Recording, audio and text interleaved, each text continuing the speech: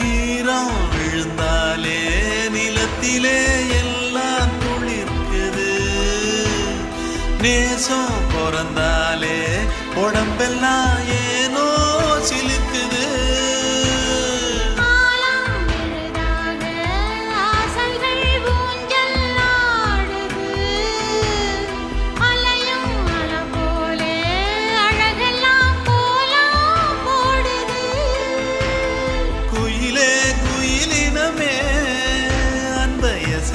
கூதம்மா